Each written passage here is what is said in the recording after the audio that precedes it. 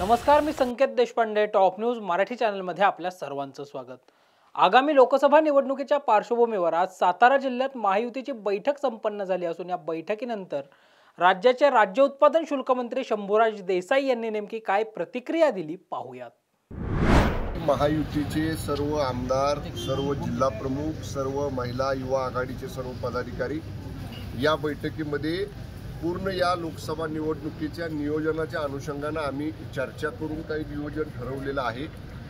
जो उमेदवार ज्या पक्षाचा आमचे राज्यातले नेते ठरवतील त्या राज्याच्या नेतृत्वाकडून येणाऱ्या आदेशाचं पूर्ण तंतोतंत सर्व पक्षांनी पालन करण्याचा निर्णय आजच्या बैठकीमध्ये झालेला आहे.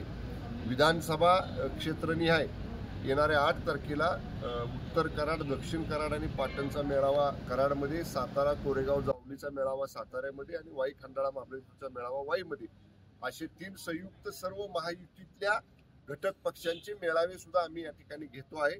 आणि उमेदवारी जाहीर होण्याची वाट न पाहता महायुती म्हणून आज सगळ्यांनी एकत्रपणे काम सुरू करायचा निर्णय आजच्या बैठकीमध्ये सगळ्यांनी घेतलेला आहे. महत्वाचे पदाधिकारी यामध्ये उपस्थित नव्हते. उदयनराजे तर आले आणि निघून गेले, याचा अर्थ काय नेमका समजायचा? म्हणजे उदयनराजे आले इथं, त्यांना दुसरी ठिकाणी कुठंतरी जायचं होतं. त्यांचा मला निरोप आला होता की त्यांना काही पूर्वनियोजित त्यांनी कोणाला वेळ दिलेली होती, त्या भेटीगाठीसाठी ते गेलेले आहेत. सुनील काटकर वगैरे सगळे पदाधिकारी या ठिकाणी होते. बाकी सगळे आमचे आमदार होते.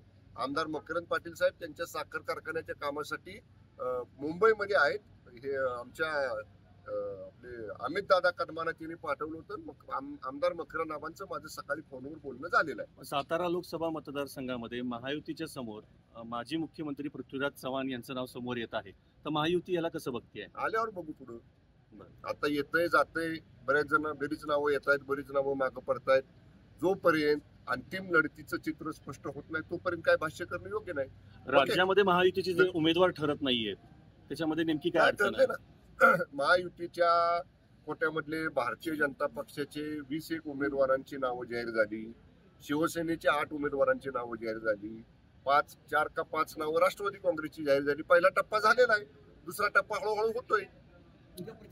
ओके, उद्या मी ठाण्यामधनं विभाग, आता जसं मी सांगितलं विधानसभा क्षेत्र न्याय मेळावे आम्ही घेतोय. त्याची सुरुवात उद्या ठाण्यापासून, उद्या ठाण्याचा मेळावा दुपारी 4 वाजता आहे. ओके, थँक्यू, धन्यवाद. कम ऑन गाइस, हरी आप. अरे सुन ना, एक ब्रेक ले लेते हैं.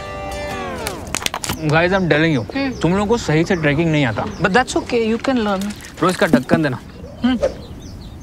ये रेड वाला है, सही वाला देना. अबे ढक्कन, पहले तो सही पानी पीना.